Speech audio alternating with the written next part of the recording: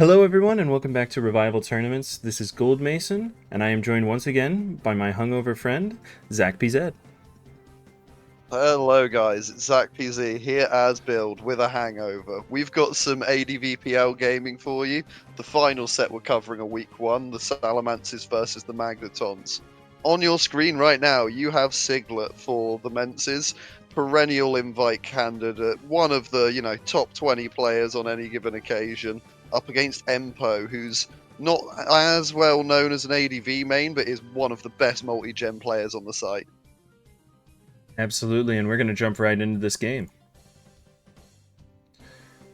As a reminder of format, Siglut and Empo, as well as the next two games, will be best of one, and then there will be the best of three. Classic Tartar Scar to Scum turn one there. Both happy to get spikes up. I'm hoping at least one of them has a spinner to be allowing this many spikes, and not have a taunt Scarm. Yeah, the way that they're playing, I would be suspecting both have a spinner, to be honest. Flamethrower on the T-Tar. So that's almost certainly a Pursuit Tar. Moltres comes in while Scum tries to hit tech for some more lefties. We'll be able to get those lefties back, and another one. Flamethrower again for Empo. Here's someone who... Wow. Big call by Siglut. Expecting probably a Will-O-Wisp, but instead gets the best case scenario, Toxic into Roar. And that Moltres is basically dead. Yeah, I mean, that's a big mind game from Siglut there. Just going, I know that Empo's going to predict me to switch, and I'm going to do something about it. Gengar will get suit trapped here. Down it goes. I mean, that's a pretty good trade. You've got rid of the Molt, most of the Suit Tar. All for the Gar. You're going to struggle to keep spikes off in the same way? We're not looking at Spinner, I don't think, for Empo. It looks like we're looking at Superman. Strap in. We could be in this for the long haul. Yeah, looking so.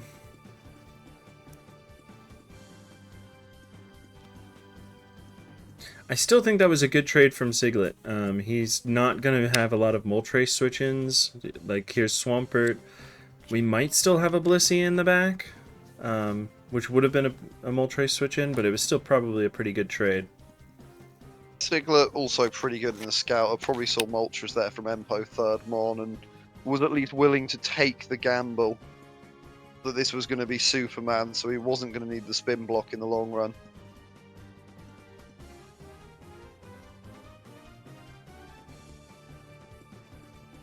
Good catch from Siglut.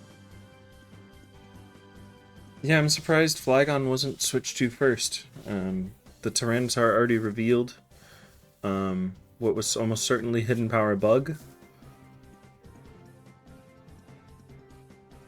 Yeah, you know that's a physical Tyranitar at that point. Risky switch.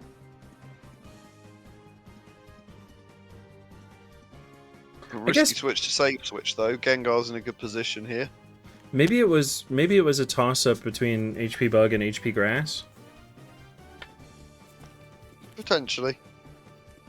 And that's what Empo was scouting, but Gengar took a lot of damage for that scout. Yeah. And neither do particularly much to Flygon. But then if it's HP Grass, it could also be Ice Beam.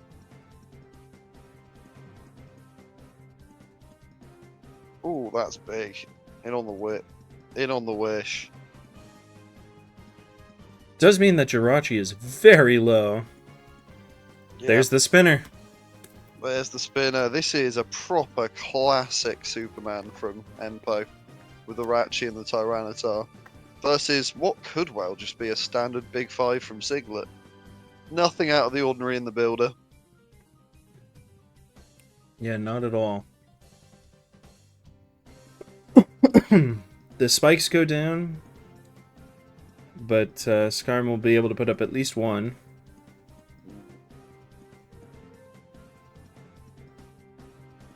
Protect, and then what's going to take this last Torrent boosted Surf. There's nothing really that wants to sit there and take this now. Skarmory probably in the best position. Oh, and preserving it as a sack on 1%. Good play on Siglut's part. Can bring that in on spikes to automatically have it faint now. End of turn. Yep. I'm thinking that last mon from Siglut isn't Blissey. Don't you think that we would have seen Blissey come out by now? Yeah, I mean, hard to say because the line against the Moltres was pure aggression, but a good read, meaning not switching onto the back foot to Bliss. May have seen it against the Ratchi, but he also wanted to get it phased, so not ruling it out, but I'm with you. I think it's more likely than not that we would have seen it by now. Yeah, more. I'm thinking like a Salamence or maybe like a Metagross. Very close to KOing that Jirachi there.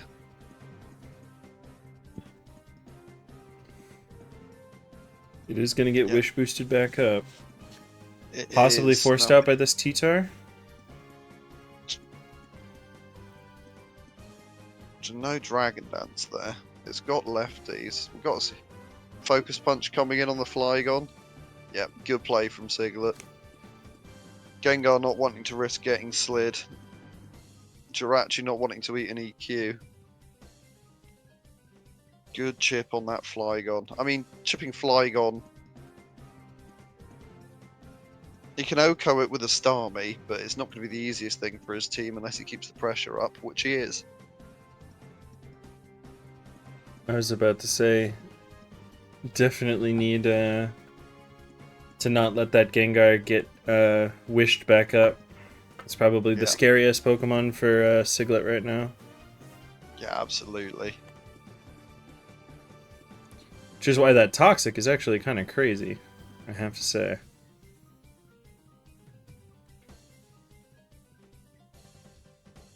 Oh my god. At this point, I think Empo can reasonably assume that the Skarmory doesn't have Drill Peck.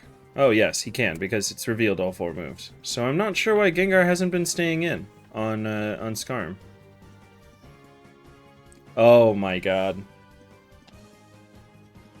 That is huge for Empo, revealing that taunt in time to get the get the wish. The wish with struggle. Oh, this is a hard turn. Taunt again. And now Gengar Gengar is Starmie in here. It can make life difficult, but Gengar is out of range of like a Starmie Hydro Pump now.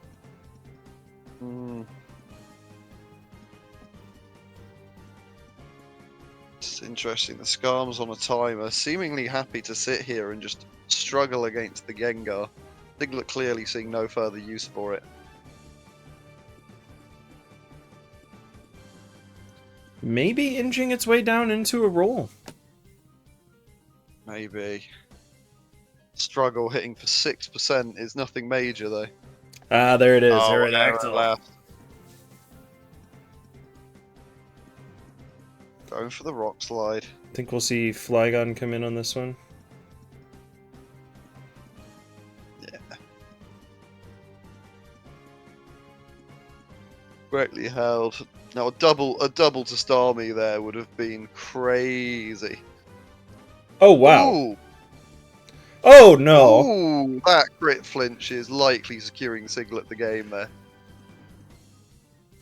How much did it It's do? rare It did that about Aero 20%. wins this exchange, but Oh my god. Flygon is down.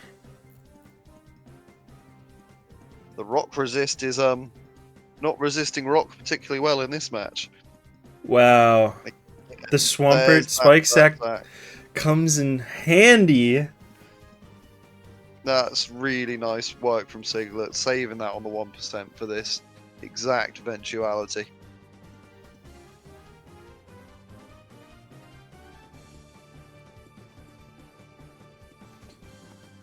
Oh no. Oh, that's huge. That's kind of taken Empo's last chance out of this game.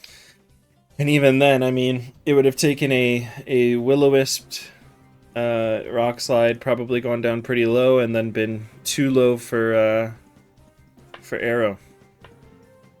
It's more just preserving that extra piece to try and stop Ratchi dying in a fortuitous situation, but Empo clearly seeing no way out and forfeiting here. Completely and utterly reasonable. That crit flinch from Arrow on the Flygon really sealed the deal there. Siglut really keeping the pressure up in that game. You know, there were lots of points where you'd predicted switches, and Empo kind of played to those switches, and Siglut just made the stay. Sometimes the ballsiest move is staying in front of something and just continuing in the face of adversity. Yeah, and as mentioned, like, Starmie is the only switch in for Moltres and gets worn down very quickly, so getting them, basically neutralizing the Moltres early really paid off for Siglut, so. Big time. We are on to game 2. Give me just a moment. Back with game 2, and it is Voyager versus Devin. Voyager known pretty well by the Mons community, and a close personal friend of Mr. PZ over here. Yeah, good guy, Voy. Even if he is a northerner from Manchester, he still supports a football team in Liverpool, so he's got the seal of approval in my book. Yeah, absolutely. And Devin, a pretty long-time mainstay in the Mons community. Really well known for fairy gens, as well as organizing tournaments. Currently organizing a tournament called ADPL. Great tournament. Check it out. We might have some coverage for you later on the Revival channel. But we're going to jump right into this game.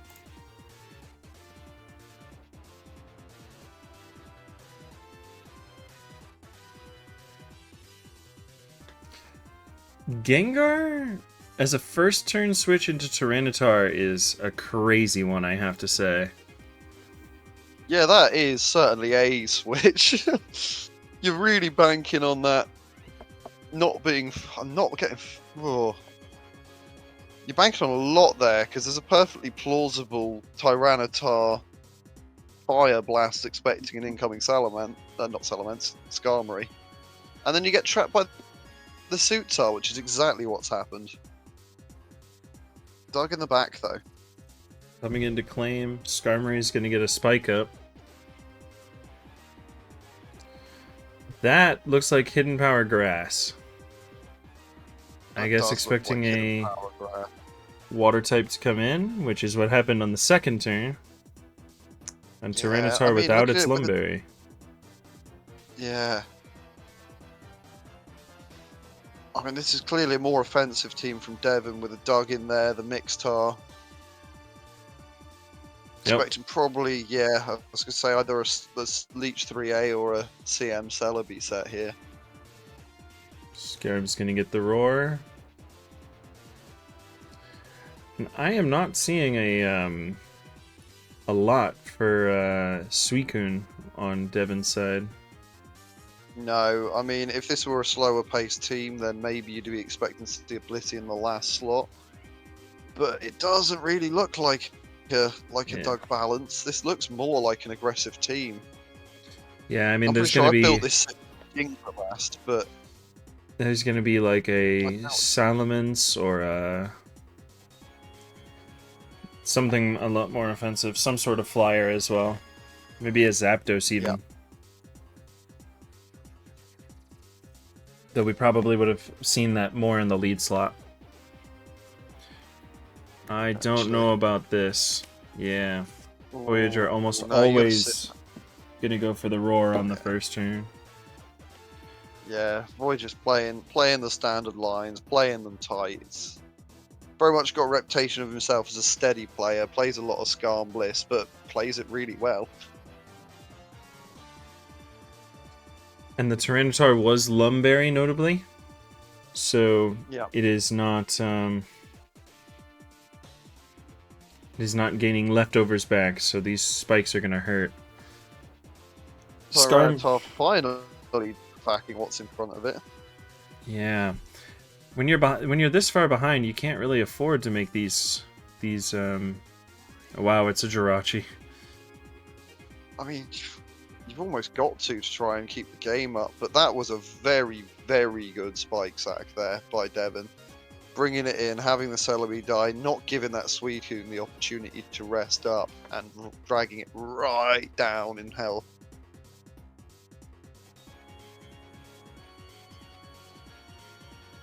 I was about to say, this is probably Wishrachi from Voyager.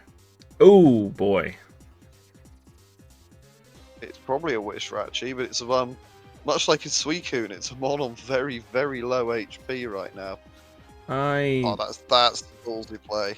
That's an even ballsier play. Well, it's to get the Suicune in for free But he can on the steal Wish. the Suicune up. Yep. Really making the best of a couple of bad situations there. Boy's seen the line and really picked it out. Yeah, and with Pert and Tyranitar poisoned, I don't see a way through this Suicune, honestly. Do we know the Jirachi set? It was a Thunderbolt, so I guess with some hacks. Yeah, with some hacks it can make it, but... Oh, well, actually, that was away.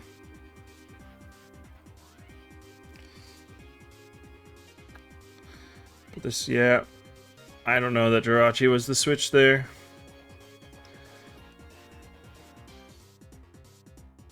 No. It's Pert not was... often in this game that you see a Claydol sweep up, but here we are.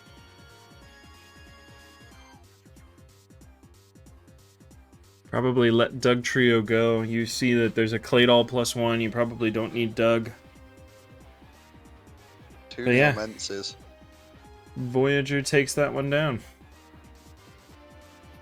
In typical voice style, just playing steady and grinding the win out. Absolutely. On to game 3. And we have Spitfire Arcanine versus 3 Blades, better known as Mielke.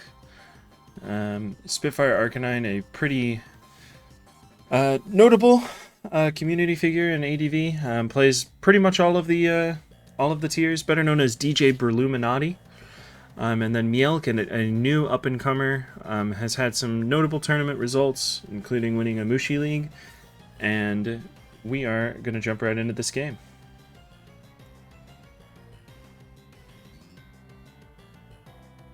Oh, you'd love to see a Raikou lead.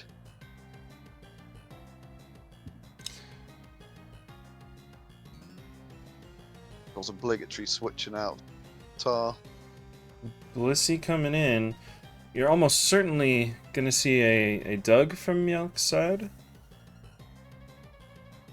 Yeah. With a Raikou, Suicune, and Zapdos. Oh, we got double electric CM spam. These teams are fun. Tad unwieldy for some people, but hella fun for everyone that can really get them going.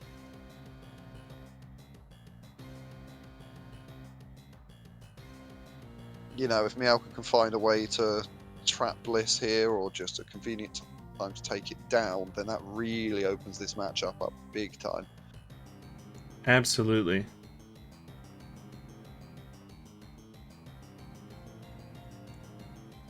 We got Skarmdol over there for Spitfire on.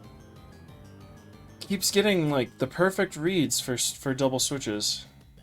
Oh, and Toxic. Wow. Question is this Refresh Doll? It's a pretty slow-paced team on the left-hand side there for the Menses, so it wouldn't surprise you to see Refresh on the Claydol. Yeah, switching in even when toxic. I think the next move comes either switch to Bliss or hit Refresh. Neither. It's a Rock Slide. I stand corrected. Now, I quite like Rock Slide Claydol, but can't say I was expecting that interaction given that there it Rock is. Slide. There it is. All Mons crucially healthy for Mielke, which should give a 2-hit KO on beat up. Probably a bulky Doug to live this Ice Beam. No hacks, no critter or freeze, and the Blissey's going down with 3 very hungry looking special attackers. Yep, the hungry, hungry doggos are on the screen and ready to party. Claydol is the only switch in now for that Thunderbolt, at least out of the revealed Pokemon. And that played all on a timer too.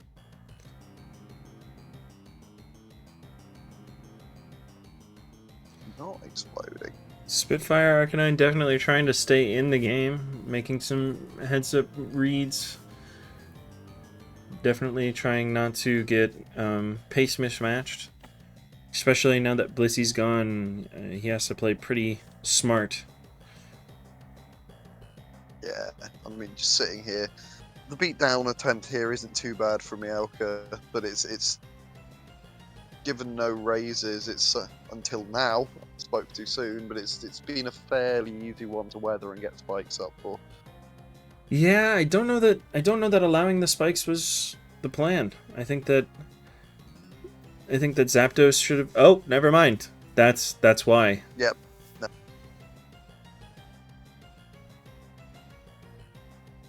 It's Pexcarm, but plenty of Pexcarm switch-ins on this team. Gonna hit him power, or is he just gonna attack what's in front of him?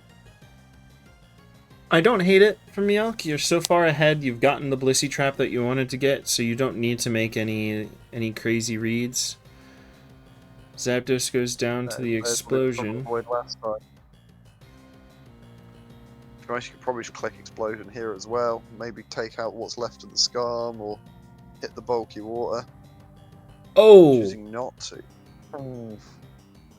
That's just made life a lot harder. That is basically game losing. Both of the electrics are down and Suicune is alive. That is really not good. Weak as well. Not exactly a safe Suicune switch, Raikou. It's a great check.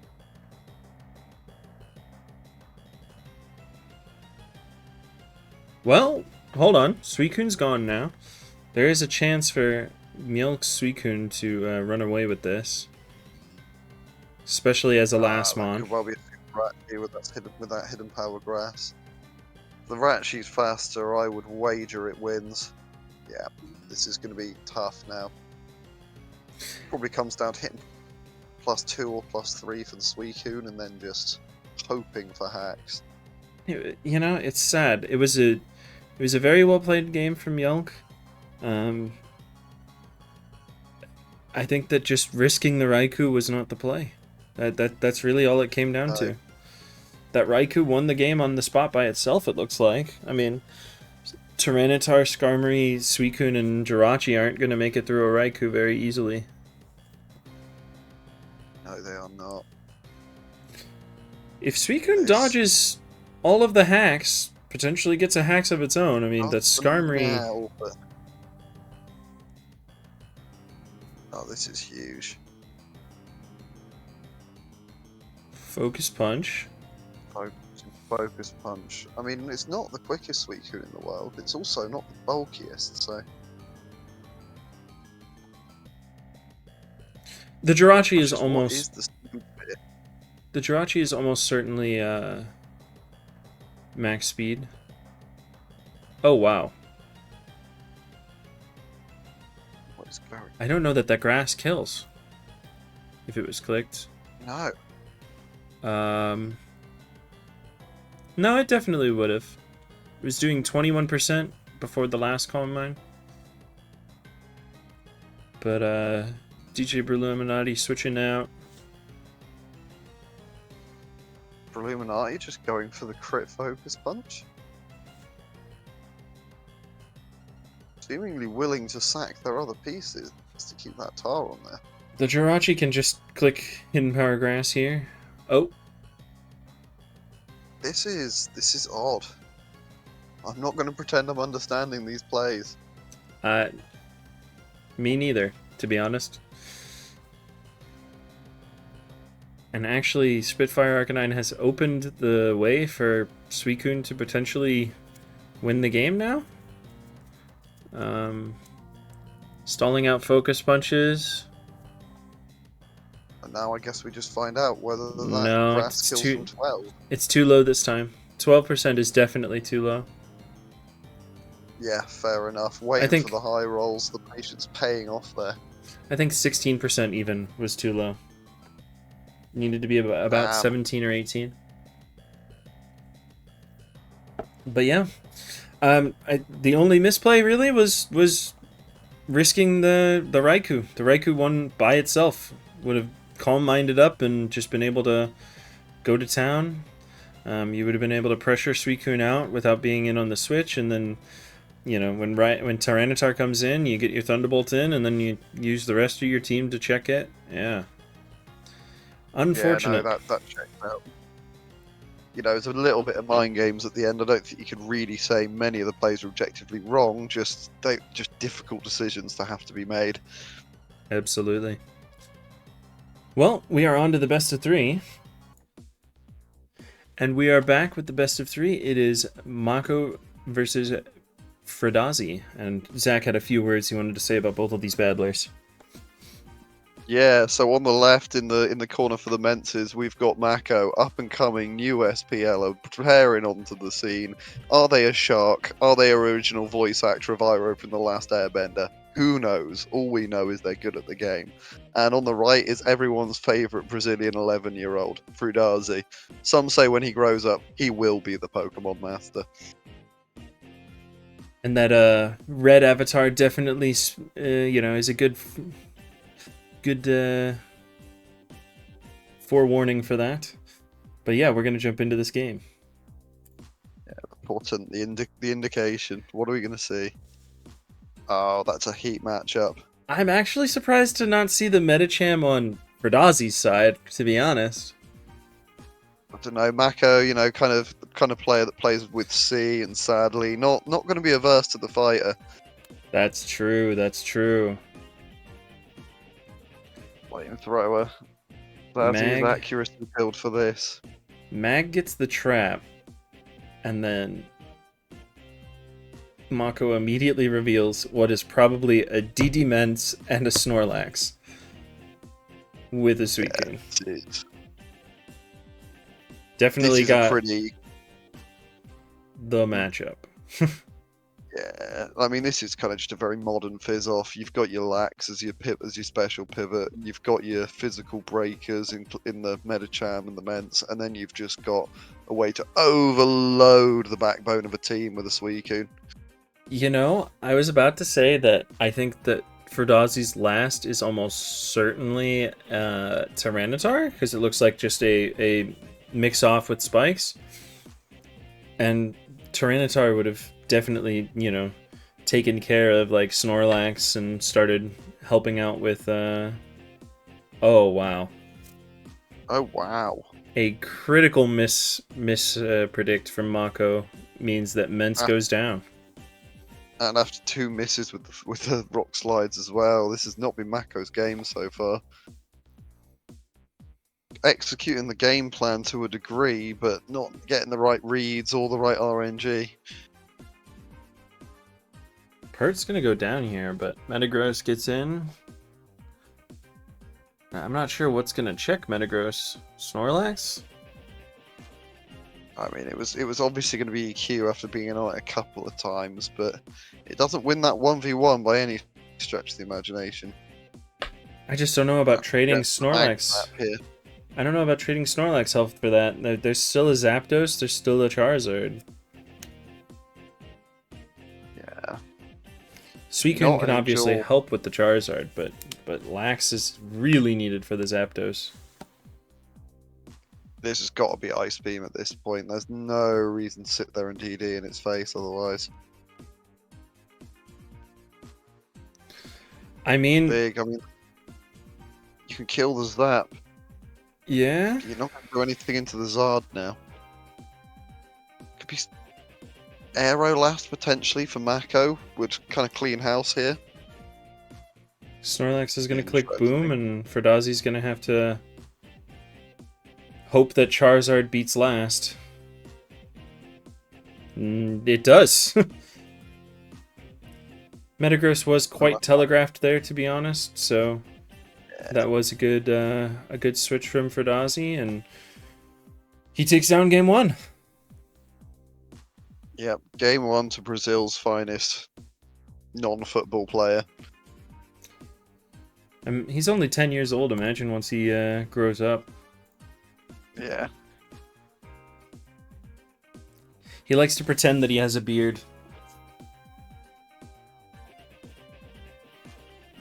Flamethrower coming in. Fruhdazi's very much been on the PP and accuracy kind of hype train, dropping Fire Blast on the Charizard last game and the Salamence this game.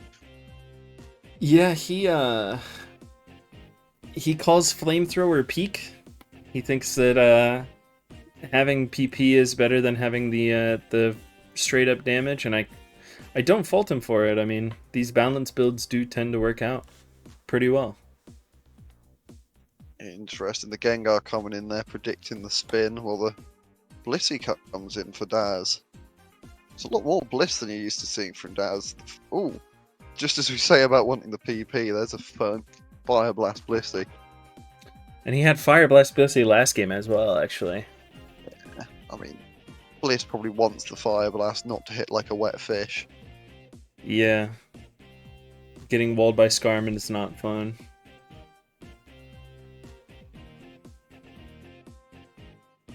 You know, I can't think of Fire Blast Blissey without thinking of that Triangles PK Leech game the other week.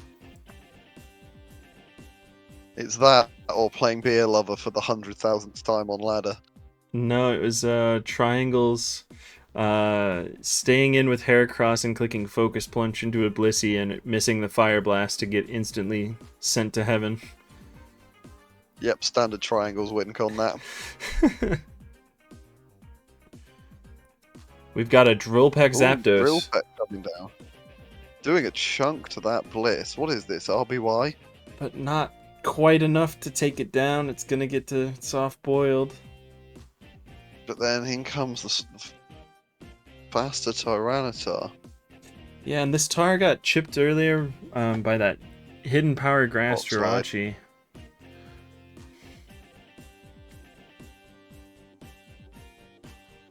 Yikes, that's a pretty fat Rachi.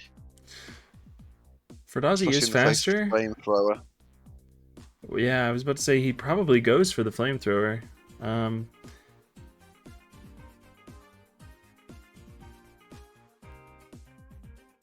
No Fire Punch Burn. But this is maybe where Fire Blast would have been useful to force a Protect instead. Keep Salamence healthy? I'm not sure. At the same time, you probably just switch to going to Zapdos to burn through the PP quicker.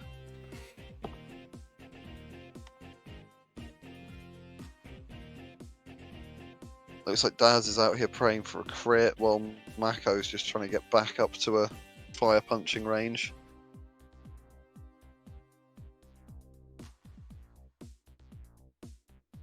Yeah, another fire punch would put Mence down into sand range. I mean, surely it's straight fire punch. Wish fire punch just risks the crit here. No, still pretty content. Oh! The literal last Flamethrower. I mean, again, if you're leaving yourself there, you're leaving yourself open to it.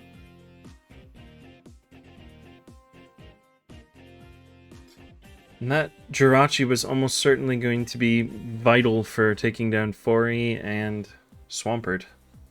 And possibly pressuring Bliss out with Toxic, so... This Bliss is looking pretty threatening at this point. Absolutely. This is Tar's last time in, unless it... Oh no, it's just its last time in. I'm assuming that it is... Lumberry? Yeah, quite possibly. It's not banned, otherwise it would have absolutely tanked through that Mence earlier. Oh boy. Big crit from Daz.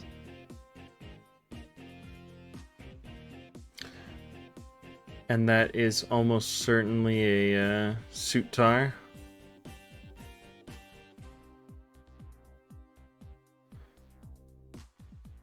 It's gonna go down, but it accomplished its goal of killing Gengar, so realistically, what more can you ask for? not just willing to trade, but almost forced to trade.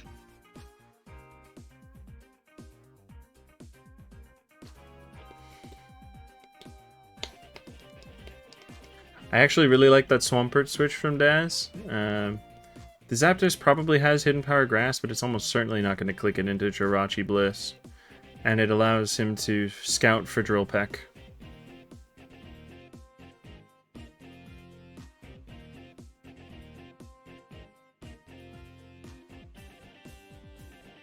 Which it looks like double Drill Peck would have killed, so it was really well played from Daz. Yeah, you know, this is an endgame that he's going to have to play meticulously tight to get the win here. Even then, it's not guaranteed. And it's Fire, Ice, Toxic Blissey. Literally the perfect combination to be taking it down here. Maybe not into Focus Punch, though. Blissey is gonna... Oh. That is crazy behavior. That was the last chance for Fruhdazi to make it back here, I think. Or for Mako to make it back, I'm sorry. That Hydroid hit, it would have killed Blissey. And then Fruhdazi would have had to take some damage. Even then, maybe it wouldn't have mattered. Zapdos is a little too low. I was about to say that it's going to be tight on the Drill Peck roll, and tight it was. Indeed. Fruhdazi taking it down. Yeah, so we saw all three of the best of ones go the Salamences' way, and then a 2-0 win for the shit Rock Enjoyer himself. Yeah, wow. Very well played games. It's nice to be on this long form content, and it's always lovely commentating with you, Zach. No worries. The Suzuki Super Carry bringing flatbed transportation to the masses. God, you guys and your fucking car LARP. It's crazy. Thank you everybody for joining us, and we will see you next time on more Revival Tournaments commentary. Peace.